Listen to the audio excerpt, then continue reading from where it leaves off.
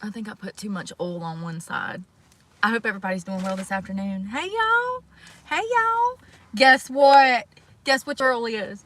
A broke college student.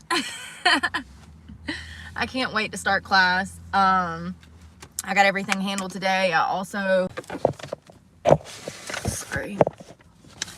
had to go by the bank and get a new account set up officially.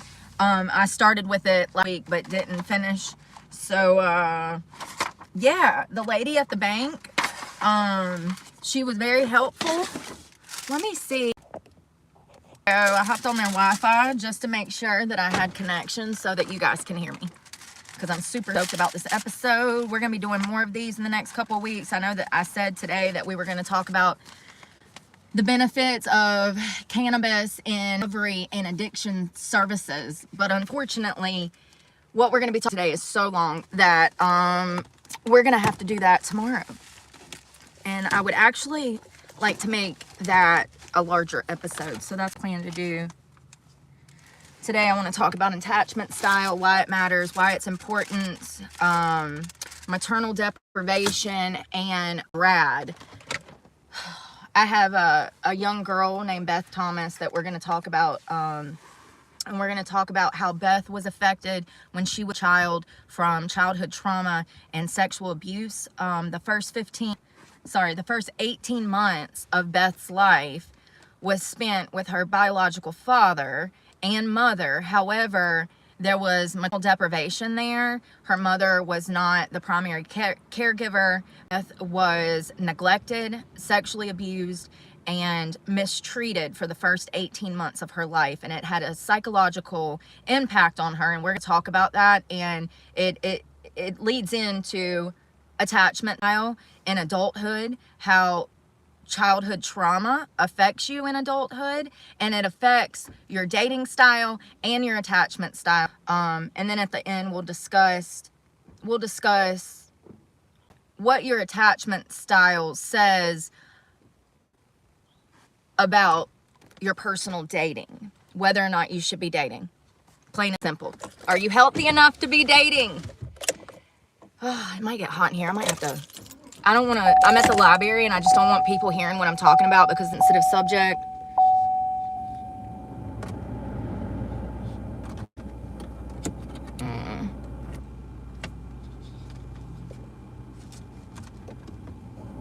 Can y'all hear that?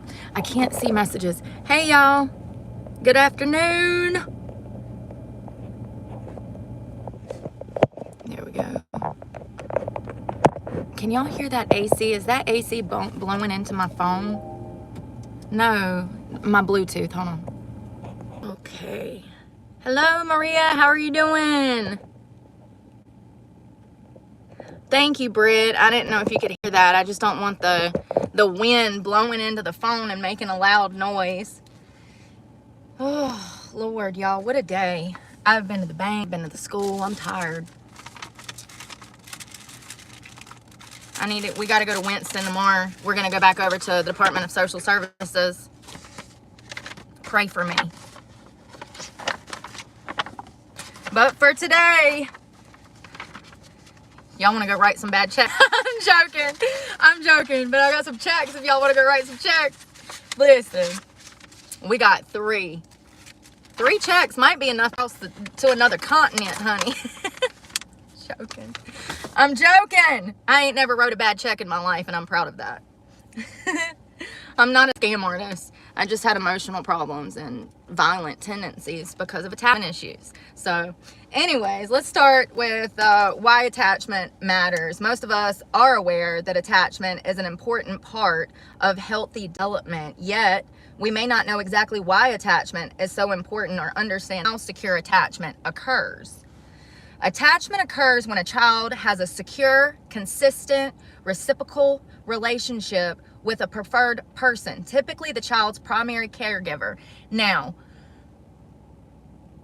this is typically the mother and the father that we would see building this attachment with the child. When the child comes home from the hospital, the mother is going to be feeding the child, changing the child, and in these day-to-day activities with the child, they're supposed to be creating a bond. This is why when women give birth, we see the doctor take the baby and place it on the mother's body, and that is skin to skin contact. That is supposed to help with securing a bond from the mother to the child and vice versa.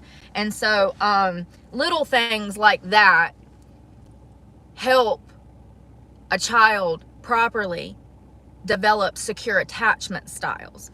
When a child does not get that love, attention, affection, one-on-one time, maternal care, or caregiver care. Now, there's children, of course, that are born that go into the foster system. This is typically why we see these children have a lot of developmental issues, behavioral issues, is because they're not forming secure attachment, jumping from home to foster care. So the first 3 years of a child's life are some of the most imperative when it comes to the future well-being of that child. If a child is getting maternal deprivation, we're going to get into that in a second. That is where the caregiver completely ignores the child, neglects the child, and then there's abuse.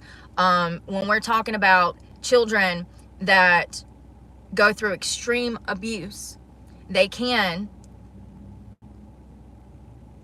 produce RAD, which is a reactive attachment disorder. This is a very rare disorder, but I think that it needs to be talked about because when I was a child, I had symptoms of RAD, and it comes from early childhood abuse. So it is imperative that children form a bond.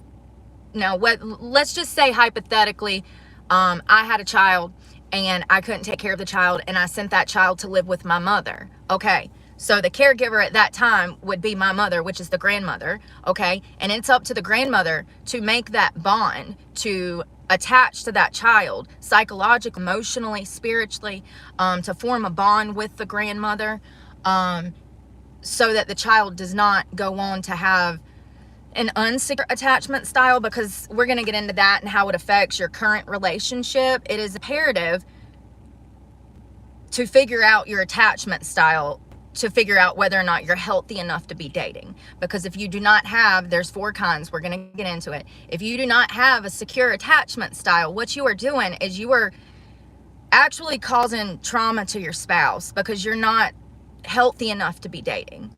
So secure attachment is when a child is getting warm, nurturing, and a safe environment. The child begins to use this person as a secure base from which to and when necessary as a haven of safety or comfort. So this is like a mom, a dad, and in special circumstances when we're talking about adoption or a child being removed from custody, then that child still needs to bond. And in those cases, especially when DSS is involved and a social worker has been assigned, in those special cases, these children, along with their new caregiver, will be receiving some sort of therapy to get these people attached, to build a bond.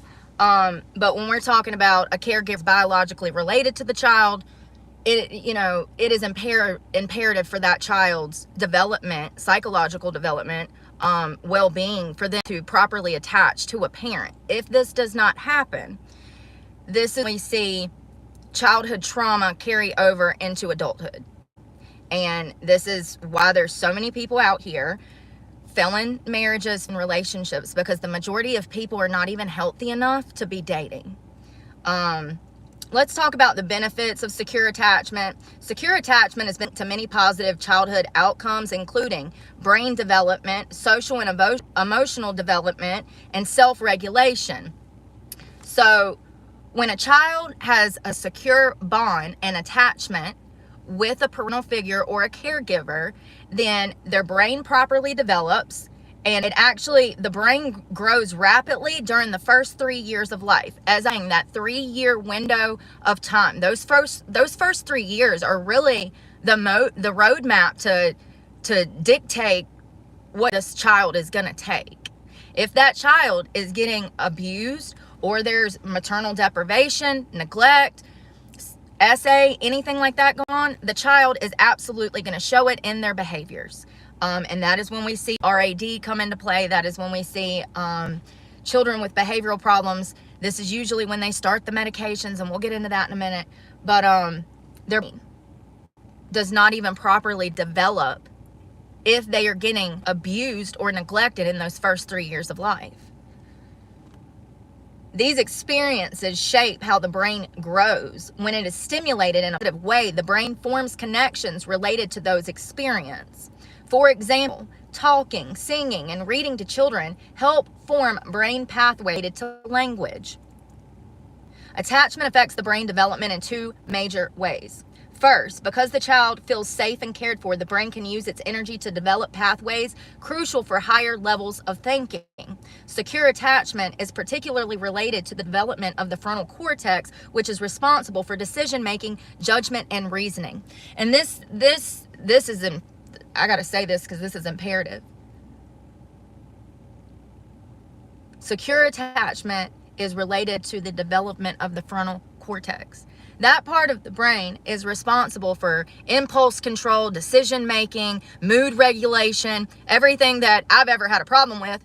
Right there, baby. So judgment, reasoning. So people that are not forming secure attachments, they can be impulsive, indecisive, they can't make decisions, they might have trouble regulating their emotions. We're going to go into more of this in a minute, but the cortex is responsible for all of the importance that you're going to need in adulthood. And if that part of your brain is messed up from trauma or childhood abuse, you know, this is when you have to start seeking professional help, therapy. Yeah.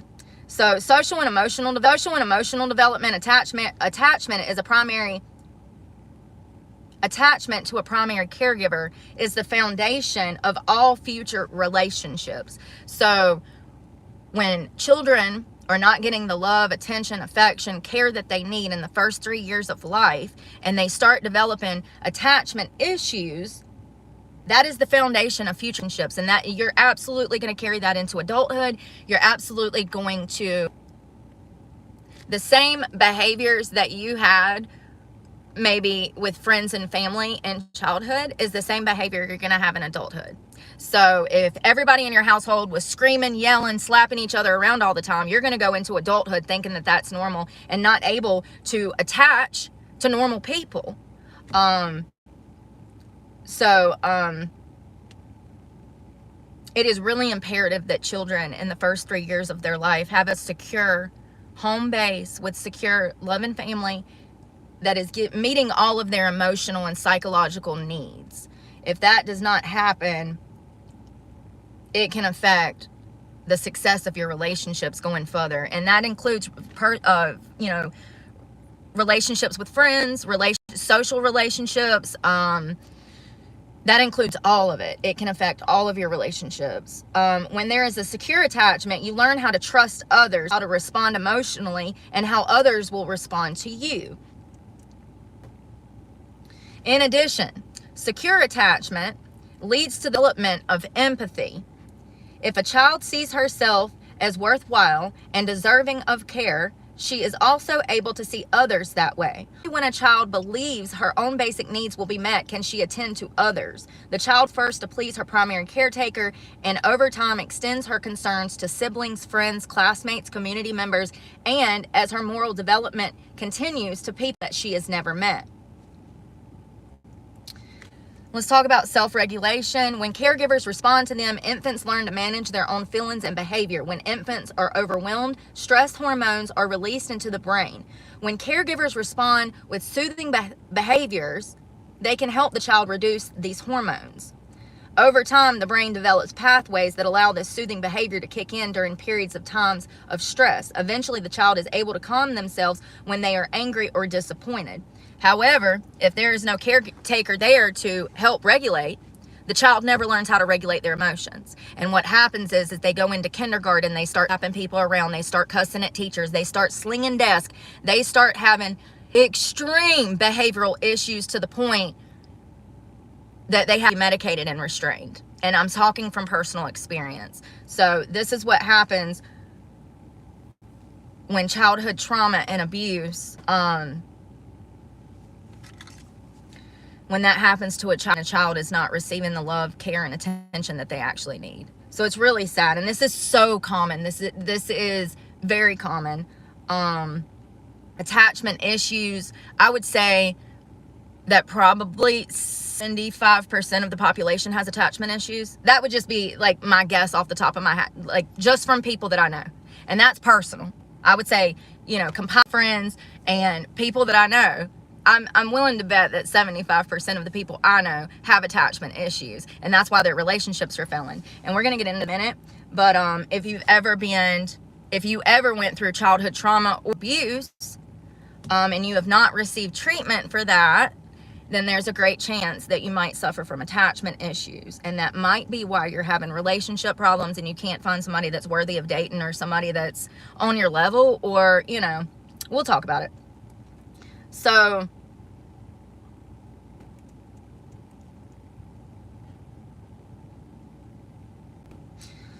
let's see here. Let's jump into the attachment styles. Actually, we're going to talk about Beth first, and then we'll get to that. So there was a young girl back in the early 90s. She was a 6-year-old child. Her name's Beth Thomas. And as I said before, the first 18 months of her life, she was severely assaulted by her biological father. But also her mother was not a mother, and her mother actually passed away. Her mother passed away a year Beth was born, and then Beth was stranded with her little brother Jonathan, who was, I think, 7 months. I'm sorry, he was a few years younger than Beth. I started to say 7 younger. That's not even possible.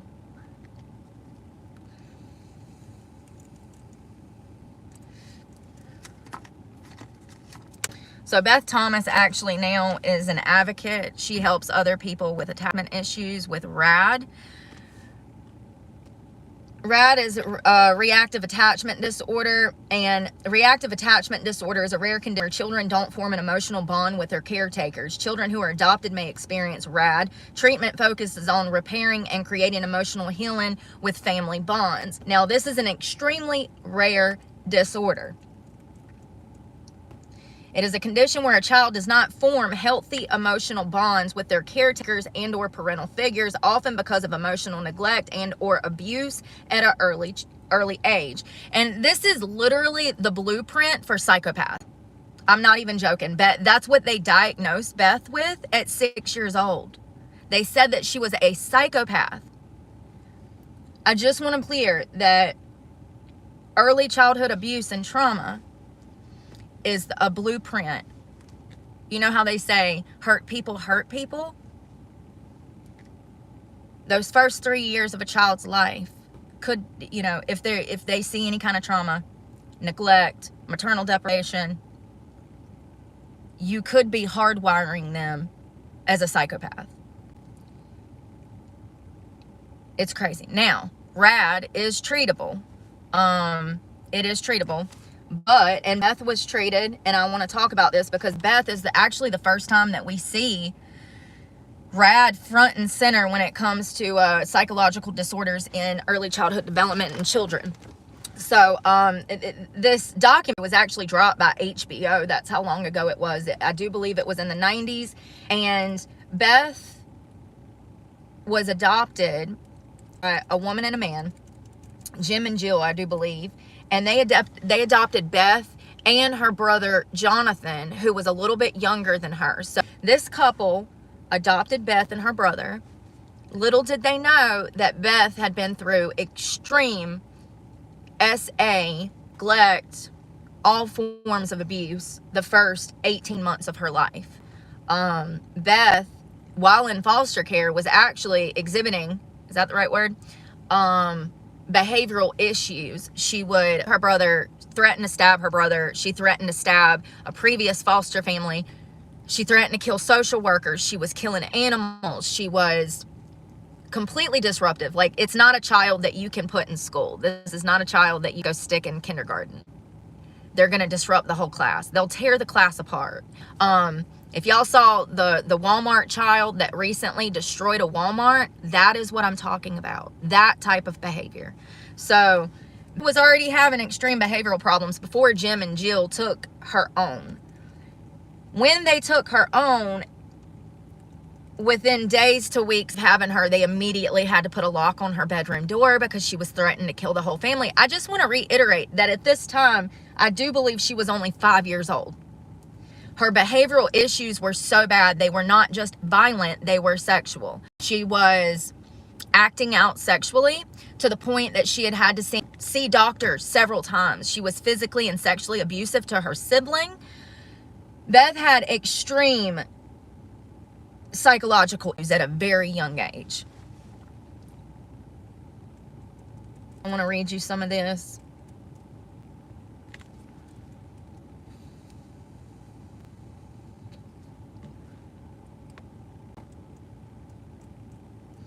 Now, they do believe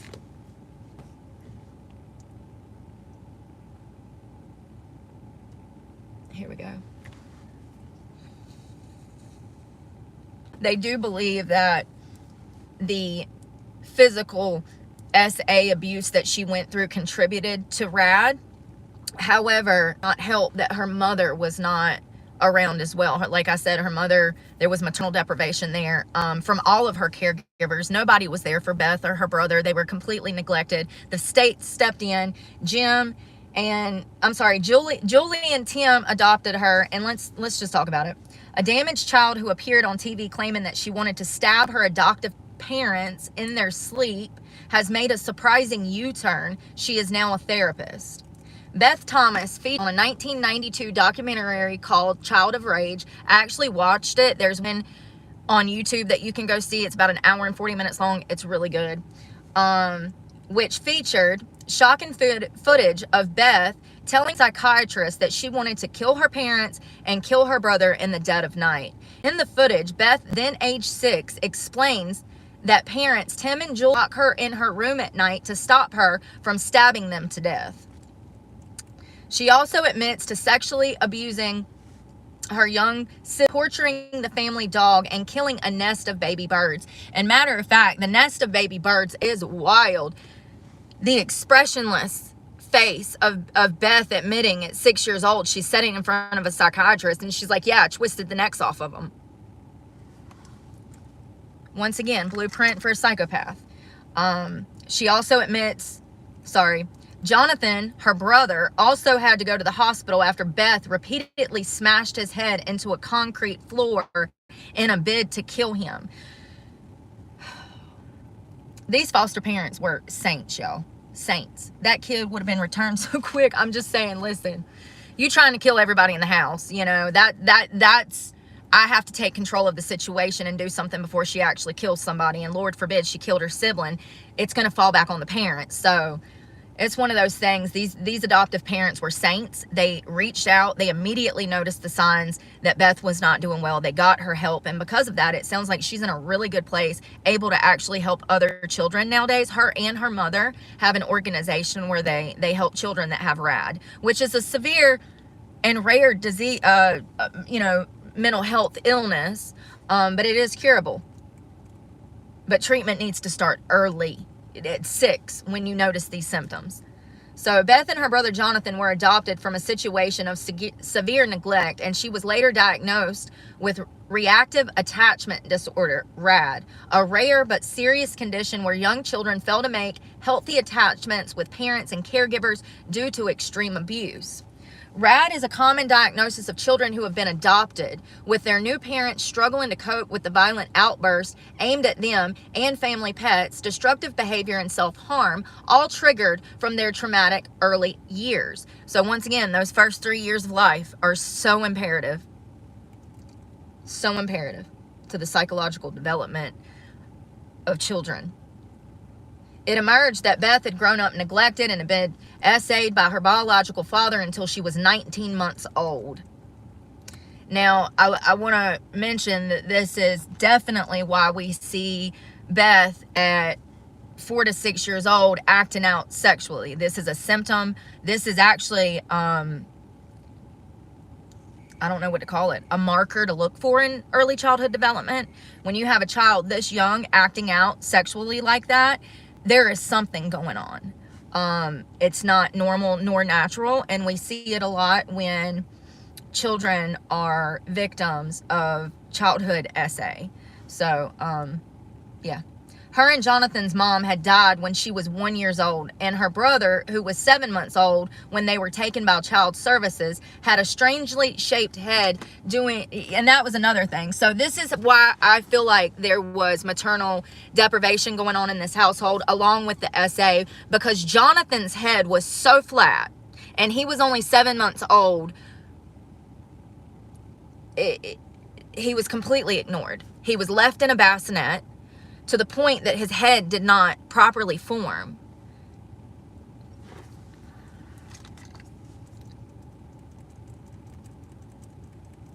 It was reported that the front was bulbous and the back was completely flat.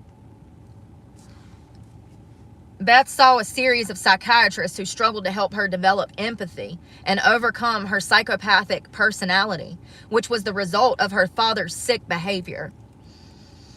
Her adoptive parents were at their wits' end, so when therapist Connell Watkins offered to take her into her home and give her intensive behavioral modification therapy, they willingly agreed. You know, the crazy part about this is this clinical psychologist therapist who took on Beth would later go to prison for the rest of her life for killing a different child.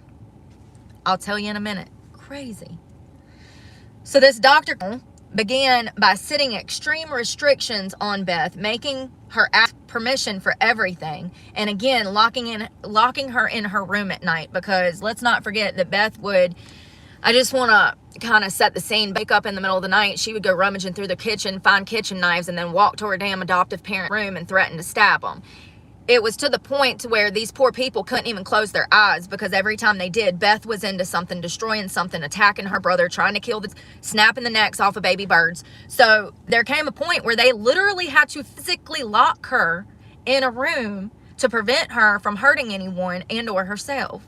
And so when this therapist took on Beth, she did the same thing. But within a year, she was able to share a room with her biological daughter.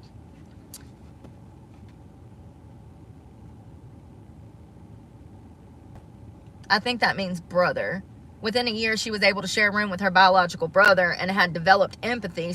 She had stopped self-harming and was remorseful on how she had treated her brother. So there was things that she was lacking: poor treatment, remorse, empathy, compassion, all of these things. This child did not have the capabilities to grasp how we do things socially.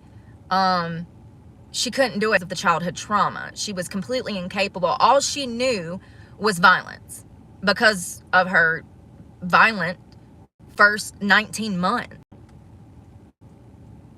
So sad. I mean, it's literally a blueprint for hardwiring for hurt people. Today, Beth works as a nurse after studying for a degree, and has also authored a book called More Than a Thread of Hope with her second adoptive mother, Nancy. Their company, Families by Design, help other families dealing with RAD. And this is in children that they help, because adults can have RAD as well, but it stems from childhood. So, but they help other children who have reactive attachment disorder now form positive attachments. So get this, I just got to touch on this. This is not really, but going back to that doctor. So apparently there was this form of therapy called rebirthing. It involves wrapping a troubled child in blankets and pushing them with pillows for 70 minutes to stimulate being born. You cannot make this BS up. This child died. The therapist smothered the child by accident, and she's in prison. Listen, this is hugging therapy. It's meant to allow children to struggle, fight, scream, and release the rage that's stopping them from bonding with their caregivers. In 2001, 10-year-old Candace Newmaker was smothered to death by 4 adults during a session as her adoptive mother watched on. This was a makeshift birth canal that was made out of pillows, blankets, and the child is in the middle, and all of the adults are squishing the child. I don't know who thought this was a damn good idea, but I ain't this dumb. You know what I mean? ain't that dumb.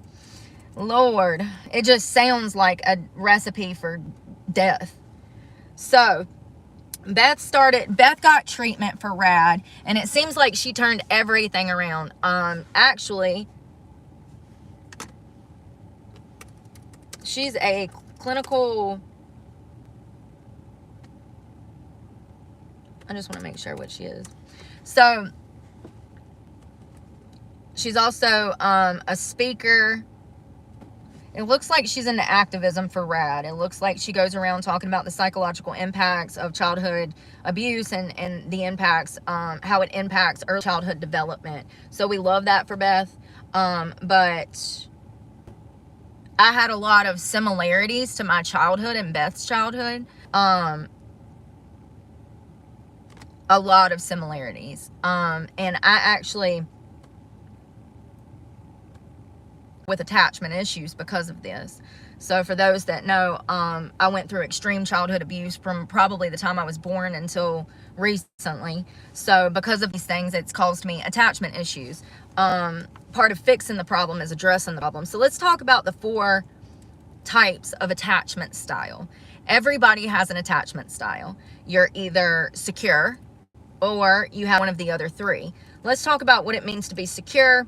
And this is like, attachment is when you meet someone. Say you go on a date with someone and y'all start getting to know each other. The way that y'all bond together, attach, that predicts your intimacy, the healthiness of the relationship going further.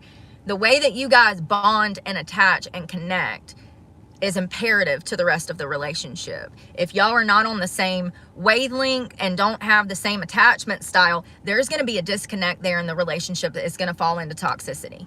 So let's talk about the difference in the attachment styles. Secure. This means a person with secure attachment can regulate their emotions properly, easily trust others, effectively communicate, seek emotional support when necessary. Like, they can go to a therapist and say, hey, I need help. Or they can go to their significant and say, hey, I'm really struggling. I'm going through this. You can ask for emotional support, normally. Comfortable being alone. That's a big one. What do I tell you guys? The quickest way to happiness is to learn how to be alone. Be in your own company. I'm telling you, we need to do a whole talk at 2 on learning to be by yourself, because there's so many psychological, emotional, and spiritual benefits to learning to love yourself. So comfortable being alone, ability to self-reflect, got to have that awareness, needs to be there. So that is a secure attachment style. It would take 2 people in a secure attachment style to even start the foundation of a healthy relationship.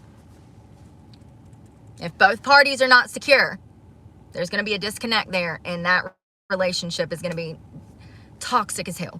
So anyways, the other 3 attachment styles. So the only way that you need to be out here dating, in my opinion, is if you both are secure. Anxious attachment. So if you're an anxious attachment, this means that you're highly sensitive to criticism. I dated somebody like this one time. He was constantly defensive. I would be talking about something that was not even referring to him or about him, and he would just, all of a sudden, his mood would change. He would get so defensive, and he would just be in a bad mood and bite my head off. And I'm like, whoa, wait a minute, I'm not even talking about you. Anxious. Highly sensitive to criticism. Needs approval from others. Jealousy and clingy tendency. Difficulty being alone. Low self-esteem. Feels unworthy of love. Intense fear of rejection. So this style of attachment, as you can see by the description, is not healthy. It's problematic. And if anyone is struggling with anxious attachment, you need to seek therapy. You need mental health services. Talk therapy can help with this. It can help you address you. And you would need to start with learning to love yourself, because that's what you're struggling with. And the truth is if you don't love you, nobody is ever going to love you. You can't fill the void. You can't fill the void with people that you can't properly attach to. So therapy is needed. I'm going to do mine last because I already know what I am. So let's do disorganized, fearful, avoidant. So disorganized attachment style, you would fear rejection. You'd be unable to regulate your emotions properly. Contradictory behaviors, high levels of anxiety, difficulty trusting others, signs of both avoidant and anxious attachment styles. Now, that contradictory behavior, let's say we meet on a first date and you ask me if I ever want children, and I say, yes, I do. But then 2 months later, we're playing a board game of life, and you're like, well, why don't you want to get any kids in your car? And I'm like, oh, I don't want kids. All of a sudden, I didn't change my mind. But 2 months ago, I said, when you first met me, that I did want kids. That wishy-washy behavior. So, yeah, that is disorganized. And that also needs extreme therapy for jumping into a relationship. Once again, if it's not secure, it's not going to be stable. So this form of attachment style also therapy. And I am avoidant. This is the last style. This is avoidant. And yeah, so this is kind of new. I used to be disorganized, and I've known in the past 10 years that I avoid relationships. And matter of fact, not only do I avoid relationships, I avoid friendships and any kind of connection. Like, I have an extremely hard time trusting other people. We see avoidant detachment come a lot from childhood trauma. All of these come from trauma. They can stem from trauma. They can stem from maternal deprivation. They can stem from abuse. And this is why these things matter. And this is why early childhood development matters, because these little children are going to grow up to be adults just like you and me one day, and they deserve a fair shot at healthy, stable relationships, socially and romantically. So I'm an avoidant. Persistently avoids intimacy, feels a strong sense of independence, uncomfortable expressing feelings. Listen, you don't have to meet all the criteria.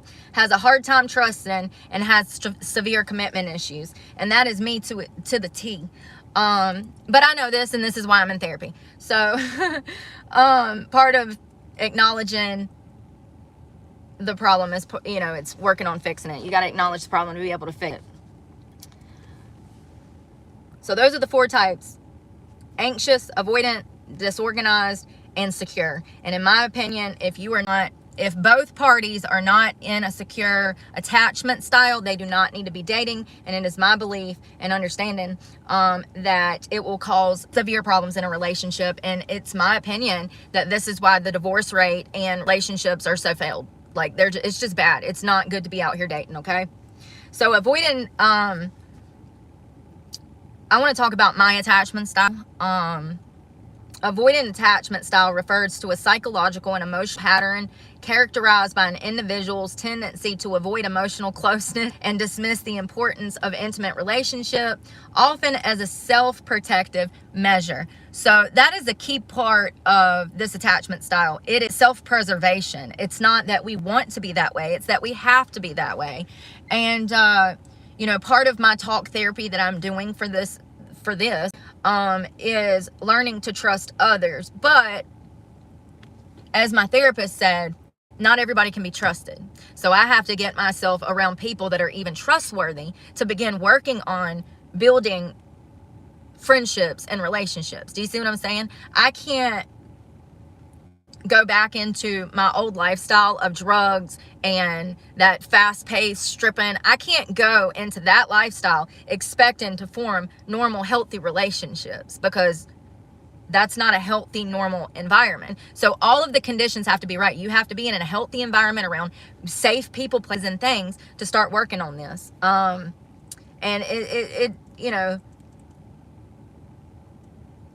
it's really crazy that I've had to be this protective, but I'll tell you right now, you're the only person that's going to protect you. I can promise you that. It's generally recommended that people with attachment issues, they actively work on managing their attachment concerns through therapy before entering a serious relationship, as their issues can significantly impact the dynamics of a partnership and it can potentially cause distress for both partners if not addressed. Now, in my last relationship, I dated an anxious and I was an avoidant, and it was turmoil, absolute turmoil. You know, and that's what I'm trying to say. You can never have a stable relationship without both parties being in a secure attachment style. If you're dealing with somebody who has attachment issues, that's to be addressed. And you need to ask a girl, like, well, what are you doing about that? When she says she has commitment issues, you need to say, oh, so you're going to therapy for that? Then why are you looking to date? Because you're not healthy enough to be pulling me into your bullshit. That's exactly what you tell her. You hear me? I have commitment issues. Then why are we here? But listen, this is coming from a girl that doesn't do hookups. So I'm talking, like, when I'm dating somebody, I'm thinking about the long run. And I understand that this evil, twisted, perverse world, that most people are out here doing hookups. So I'm talking about from a stable, long-term, committed relationship point of view. Yeah, why are you here? Listen, you can't be going into relationships with baggage. Nobody deserves that. Nobody deserves that. People ask me all the time why I'm single. This is why. I have a lot of shit going on. You don't burden people with your damn problems. And you can't look to anybody to fix your problems, especially psychologically and mentally. That is up to you. And you have to take the initiative. And it is my belief that attachment issues is why the divorce rate. Well, also, you know, people don't value relationships like they used to. So that's kind of sad. Nobody is loyal, honest, and respectful in relationships, you know. It's a temporary thing to people. And that's really sad. And I don't view relationships as temporary things. So attachment issues can cause relationship problems by leading to behaviors like excessive neediness, difficult trusting others, fear of abandonment, emotional unavailability, and unhealthy coping mechanisms, ultimately hindering the ability to form stable and fulfilling romantic connections. So as I was saying, it's going to be a waste of your time if you're looking for a long-term connection, if you're not actively being a participant in your mental health. It's not going to be stable.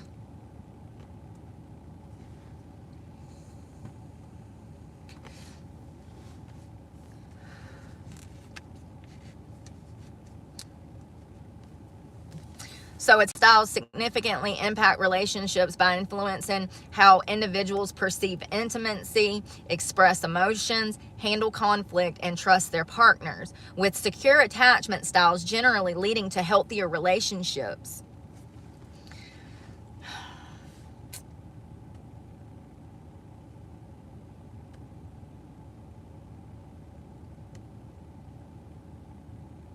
And there's actually like psychological quizzes that you can take online to see what type of attachment style you have. I know most of y'all got common sense, so y'all already know what style of attachment you have. I just think that there definitely needs to be more research on the long-term psychological effects of trauma, abuse, and maternal deprivation, early childhood development, and how that carries over into adulthood, because it absolutely does. Most of the relationships I've been in failed because of my attachment style. Well, the last one did. I can definitely say that. So, and I'm an avoidant, so I avoid any kind of closeness, jumping into anything. I actually avoid relationships like the Black Plague, if I'm being honest. So, because every time I get in one, it's just the same shit. It's like, how did we end up back here? And this is why, because I go for people that have attachment issues, and I have attachment issues, and it's a recipe for disaster. And these things absolutely matter. It's all psychological.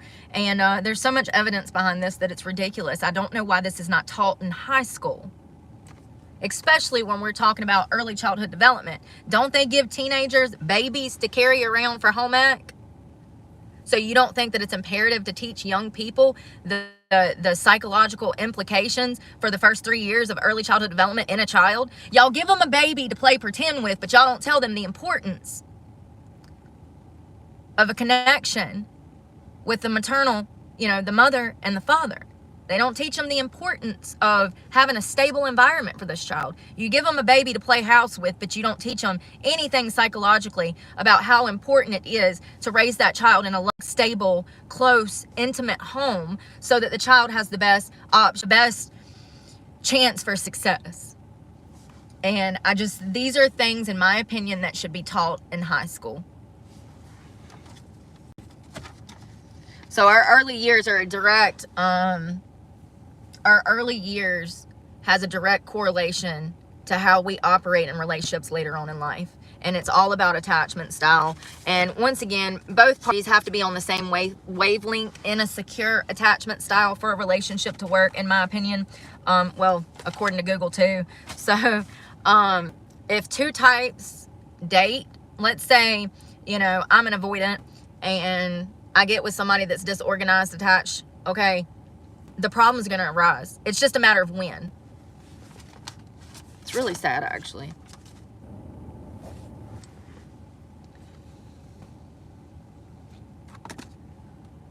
We're going to be talking a lot more about early childhood development. A lot of this is healing for me, given my childhood circumstances and everything. I have no doubt that the first 2 years of my life were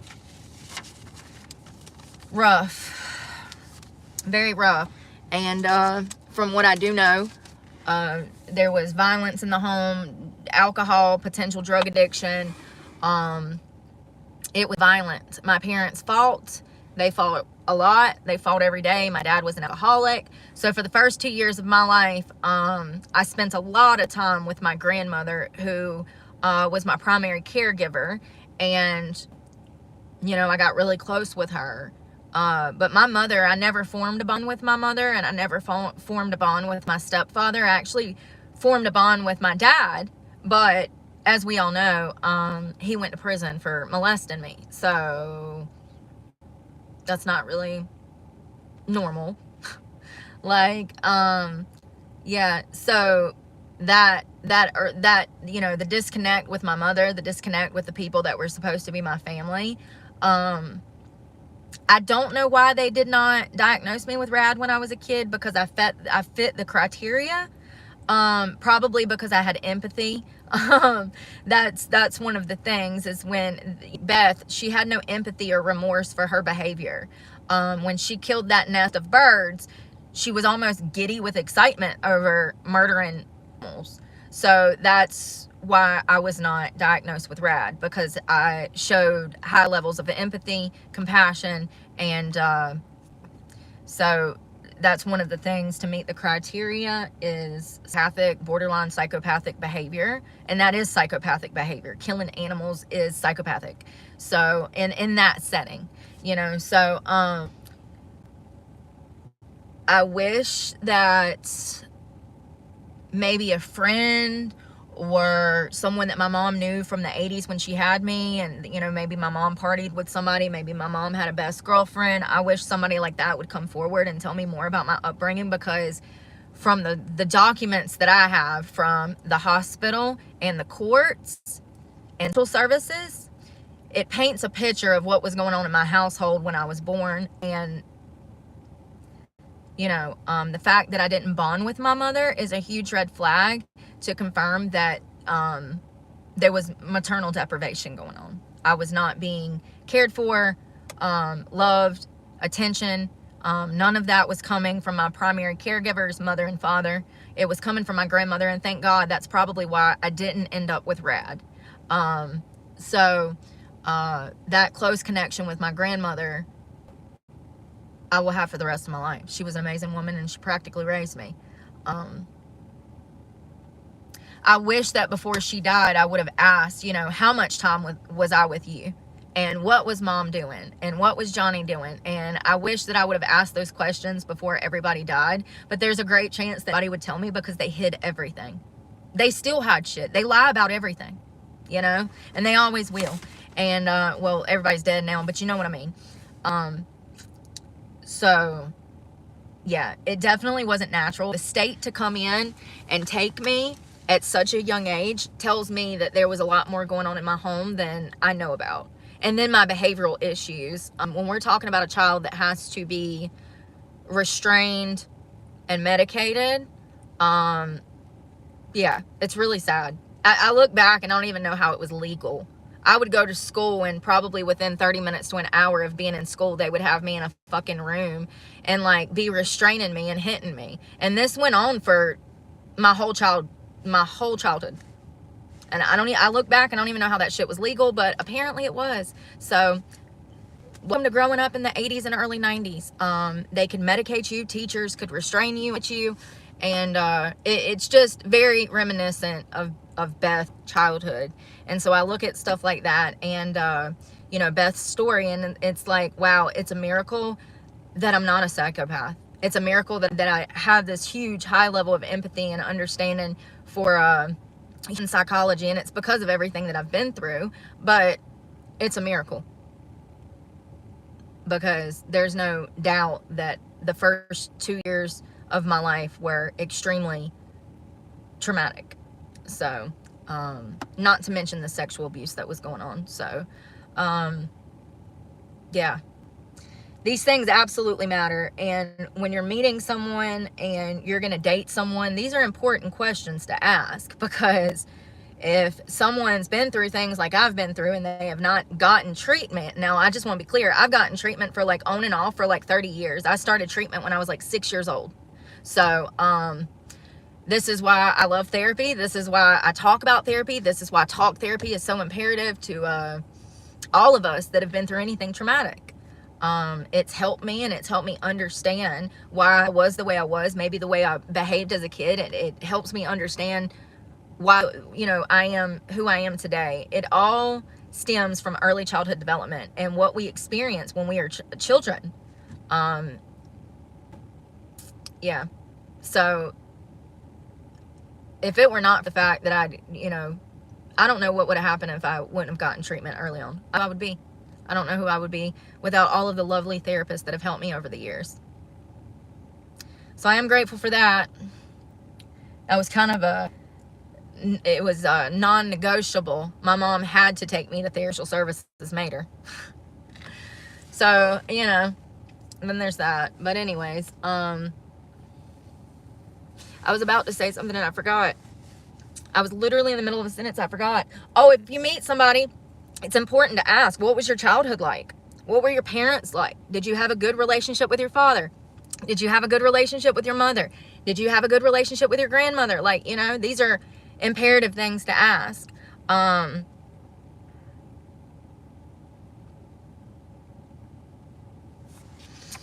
For instance, I know somebody whose father was an alcoholic. And so as a child, he got by with whatever he wanted to, could. And then in adulthood, he was incapable of attaching to anybody and having a normal relationship because he did not know how to properly function. He didn't realize that in a relationship, he had to be faithful, honest, loyal, and it was hard work, you know? And because of his attachment style, he never attached to anyone because of his alcoholic father. You know, I know another person that I actually dated that had mommy and daddy issues, and their attachment style was anxious and mine was avoidant, and it was crazy. And you know, the crazy thing was I remember asking him, did it bother you that your dad was an alcoholic? Did it bother you that your mom is kind of like not emotionally available? And he said no. And I remember thinking, well, that's not right. Maybe he doesn't realize he has a problem. And this is why communicating with somebody when you first meet them is imperative, because I knew the answer then. I knew that we didn't need to be dating. I knew he wasn't ready to date. He didn't even know he had a problem. You know what I mean? Like, your father being an alcoholic and you know, being abusive to the family, whether it's verbally, emotionally, physically, whatever, and then you're emotionally unavailable, that absolutely impacted him. And that's exactly why he can't form a relationship that's stable. Just like I can't form a relationship because I can't control my emotions. You know,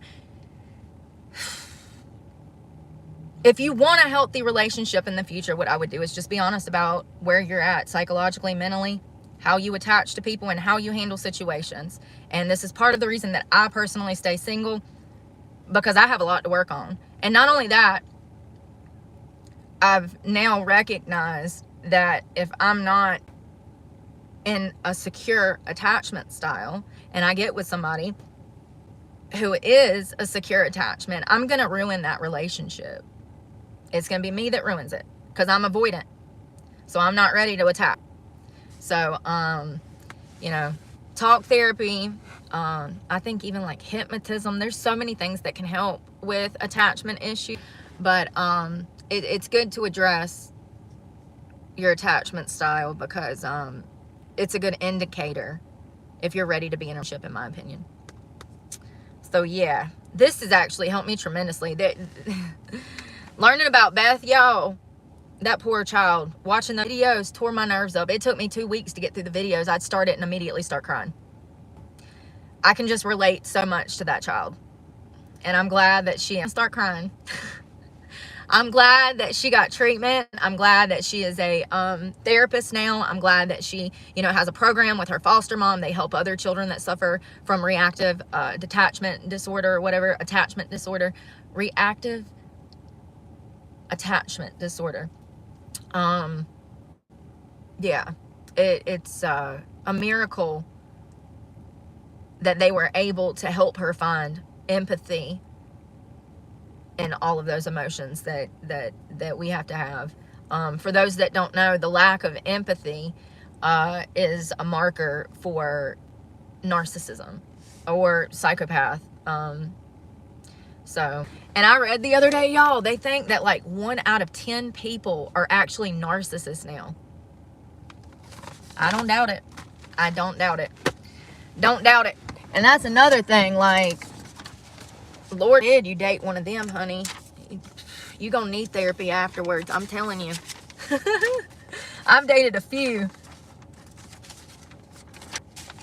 You know what? I dated one. Sorry, I haven't been able to see you guys' comments because my phone. I'm sorry, y'all. Hold on 1 second.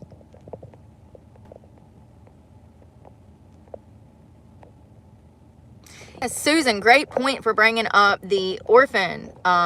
We do see RAD in a lot more children that were in orphanages and adoptive children. And that's really concerning for me, because I have 2 children that were adopted. And, you know, from what I'm hearing, they're doing very well and they're stable and they're good kids. And, you know, so thank God for that. But when I was learning about this, that really stuck out to me, that children who bounce from foster care to foster care to foster care, typically children, let's say Beth was taken at 18 months old. When you're talking about a child that's that young and they're going from foster care to group home, they're not touching to anybody because their home circumstances is moving so much. Their caregivers keep changing and they don't have time to bond to anybody. And so we see these children have behavioral problems. They're violent. They act out sexually. They, you know, they can be so problematic. It can cause the whole family to fall into complete dysfunction when we're dealing with a child that has extreme behavioral problems from trauma. You know, I knew this stuff because of my therapist. You know, the past 5 years, I've looked a lot into early childhood development because, you know, my history. Another thing, children that have attachment issues can also struggle with addiction issues. Love that for me. Children who struggle with attachment can have not only behavioral problems, but they can be in and out of jail, struggle with addiction. You know, so those first years impacts them for the rest of their life. And if they're receiving any kind of trauma, abuse, instability, we're going to see that in their adult years. And actually we'll watch it play out while they go through school having behavioral problems until they become an adult, and then they bounce in and out of the juvenile justice system until they age out, and then they make a few mistakes at 18 and go to prison. And I'm literally the blueprint. My whole life has been the blueprint for what I'm talking about right now. A lot of this is personal. A lot of this has been a healing journey for me, realizing that it's not all my fault. You know, I was labeled the problem child. I was labeled the black sheep. I was labeled the big mouth because I would always tell the truth. And, you know, when you're living in a family that wants to hide everything and sweep everything under the rug, then that puts a target on your back. And you're a problem child now. You know, I had problems as a child, absolutely. But that stems from trauma, sexual abuse, physical abuse, maternal deprivation, in my opinion, and the lack of bonding with the people that were supposed to be loving and taking care of me. Instead, they were drinking, fighting, and sexually abusing me. And so these things absolutely matter. And I knew this when I had my daughter, and this is why I never used corporal punishment. But these things absolutely matter. And, you know, just to be clear, corporal punishment actually has a huge negative psychological impact on children. It actually teaches them violent, and it can cause them to have behavioral problems. So spanking is not a form of discipline in my eyes, and it never has been. So it's just, it's important for me to learn as much as I can about this, because what happened to me in my childhood has absolutely shaped who I am today. And it's a miracle that I'm sane and functional, because everything was against me. And I have so much respect for Beth Thompson. I'm so proud that, you know, she's living a happy, normal life. Usually children with RAD have extremely hard times coming back to normalcy, you know, having a normal life and forming normal relationships. But it appears that Beth has won. And I'm happy for her. I can't see y'all.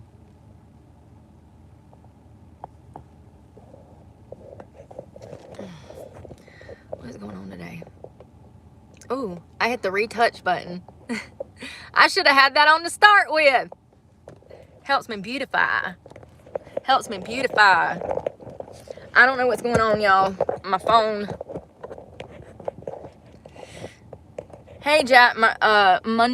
Is it Jack Murder? In a minute. Hope you're doing well. Y'all, damn phone won't set up. I've had the longest day. I got up so early. That's not going in there. I'm about to go find something for dinner and go to bed, y'all, and do it all over. Tomorrow we got to go to Winston-Salem, because today I had to go to the bank. I set up a new account. So, and the reason I did that is for tax purposes. Because cash out, you know, I got to pay taxes on donations and stuff. So I need 2 bank accounts, one to send my check to, and then, yeah, it's been a crazy day. Got school going, got classes picked out. I emailed that one guy about a tutor, so that he can, it's free computer tutoring classes through the computer lab on campus. I emailed the instructor asking if I could take his Microsoft course or get some kind of tutoring so that I can learn how to work Microsoft. What else did I do today?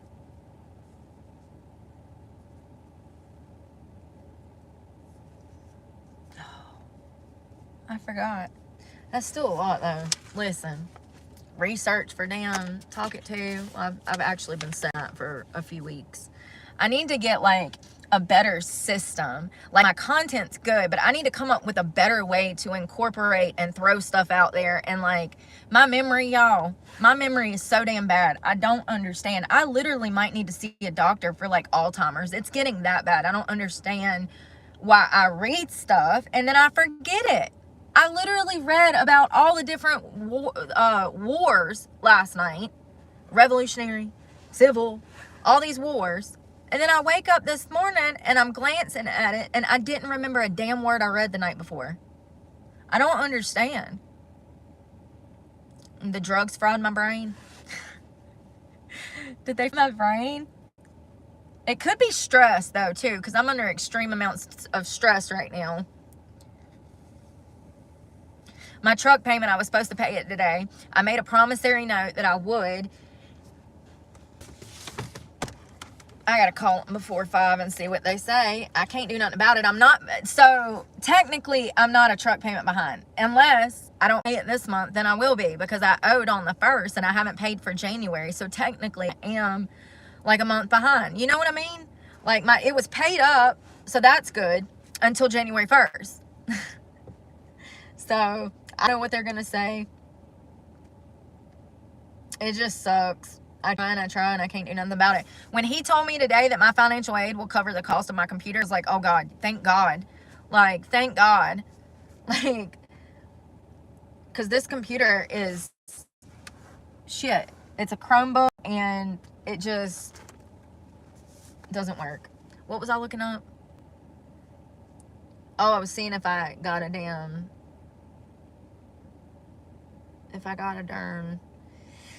email back from him, and I was about to look up something else too. I forgot.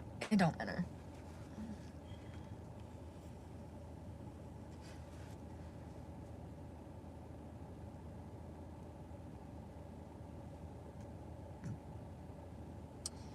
Welcome to the bank. I went with Truist. I've never banked with them before. I've been with the same bank for like 4 years. And the bank that I had before that was Wells Fargo. I hated them. And I was with them for like 12 years. So we're going to try Truist. What the hell? First of all, let me tell you about the lady at the bank. She was so nice. Apparently she has kids, and she was telling me that she was like, well, what do you do for work? And I was like, YouTube. And she's like, oh, I bet you make great money. I said, that's a modern misconception. No, I don't actually. I said, YouTube has me posted as making like $20,000 a month. And she's like, have you ever? I said, once. I said, the biggest check I've ever made was $1,300. So that was like 4 months ago. I said, my last check was $400. I said, my check this coming month is going to be $390. She was like, how does that work? I said, listen, I don't know, lady. I don't know. She told me that there's another guy that lives here in this town, and he has a farming channel. And she said he makes $200,000 a year off that. He showcases his farm, feeding the animals. And I bet that does do good. They're teaching people how to herd sheep, how to damn trap raccoon, you're teaching somebody a skill that they can carry with them for life. And that's actually, farmsteading is something that's huge recently. A lot of people are going to school for trades. First of all, HVAC, welding, we're seeing the trades make a comeback this year and last year. And also homesteading and homeschooling. People have a huge interest in all three of those things because we're trying to, bring jobs back, and people need skills that they can carry with them instead of having to need all of this damn experience. I mean, if you go to school for, let's say, analytics or logistics or something, and you get a master's, you get out of school, you have no experience, it's going to be extremely hard to find a damn job. But if it's in like farming or welding or HVAC, you best believe that there's going to be a company that takes you on, trains you properly, even though you have that degree. They'll get you experience while making pay. And so we've seen a huge return to the trades. And I'm happy for that. There's a trade school down the road. I'm not going to that one, but I could. And also homesteading, farming, people, the economy is not what it was, 20 years ago before the 2008 recession. This silent recession and the 2008 recession has hit this economy. It hit the country so bad that people are absolutely looking for easier ways, cheaper ways, more efficient ways, more long-time longevity, producing their own crops, learning how to sew, doing home renovations themselves. All of that, I'm sure, is very lucrative on YouTube. I'm sure it's very lucrative. And she said that he has a farm around here somewhere. I was like, damn, I said, you do know, I told her, I said, you do know that he probably has multiple people that work behind the scenes. He's probably got a videographer. He probably has somebody that writes his content. They plan videos in advance. There's so much that can come with this that I want to venture into. And that's why I'm going to do what my advisor told me to do, which is the business. And so introductory to business, that's one of the classes I'm gonna be taking. So it looks like I'm gonna be taking a lot more classes than I planned. I mean, if we're gonna do it, we might as well just do it, right? Y'all, I'm gonna be so stressed. Listen, if I wanted to finish my horticulture degree if I wanted to finish agriculture business, which is what I'm taking, that's what I'm majoring in. If I wanted to finish agriculture business, I could probably finish it in like a year because of my horticulture credits. because I've already been to school for horticulture and I have credits just sitting, waiting. So I've already essentially finished with the damn degree. Do you see what I'm saying? So and that's why I chose that. But also, when I talk about medicinal uses of cannabis, we might just do that tomorrow. We'll talk about dope tomorrow. Y'all want to talk about drugs tomorrow? All right, we'll talk about drugs. We're going to talk about some dope. We'll talk about cannabis and where I see addiction services heading, and part of the reason that I picked agricultural business tomorrow. So yeah, I plan to do that today, but y'all, it's so much. I just don't want to, you do that too much. I mix too much stuff together, and I need to focus on one stream of content, unless the news. Now, when it's the news, we can fly through those things because they're so funny and we can get them done. But when we're talking about psychology, philosophy, early childhood development, addiction, when we're talking about that stuff, I'm going to try to stay one track from now on, because I realized that I put my I told that lady at the bank, I said, girl, I thought by now I would have bought me a nice computer, I'd have a camera, I'd have a videographer, a tax person. Like, I figured I'd be by now have, you know, somebody to edit for me. And the fact is I can't afford it. I haven't made enough money from YouTube to pay my damn bills, much less pay other people. But that's a dream. That's a long-term, that's a goal. That's where we're headed. I don't care if it takes me 10 years. The hard part is actually already done. So the hard part is already done. Getting clean and getting monetized. Leaving a toxic situation, all the bad part, you know, all of the hard part is done. Getting those cases dismissed, that's behind me. So I just want to focus on the future. I want to focus on content this week. I want to focus on my mental health. I have doctor's appointments this week, so I'm gonna handle that and remember this time. I probably shouldn't have scheduled those doctor's appointments at the same time that I had school. So I'm learning.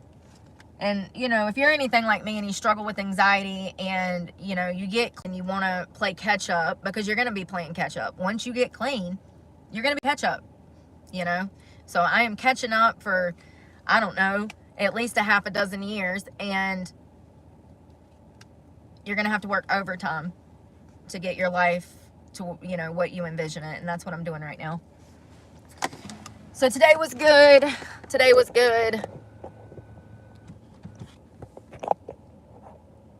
And tomorrow we're going to talk about medicinal uses for cannabis, the direction that cannabis is going in nationally across the United States, and also the benefits of cannabis when it comes to detoxing off of hard drugs. And we're going to talk about the statistics on that, and stuff from the National Institute of Medicine, of course. That'll be fun. But I hope you guys have a good night, good afternoon. I don't even know what I gotta do. I can't think until I get off live sometimes. My brain is just like, nope, not until you get off live. But yeah, we'll probably talk tomorrow. Taking it to bed pretty early, probably. I lay down usually about 5:30, and I lay there and mess around on my phone. I'll watch a documentary, get some paperwork done, whatever, you know. I'll screw around in the car for a little while until I fall asleep. So anyways, I hope you guys rest well, and be safe out there. Happy Monday. Happy Monday. Y'all be safe, and go find out what attachment style you are, because it makes a huge difference when it comes to dating, babe. Be safe out there. Bye.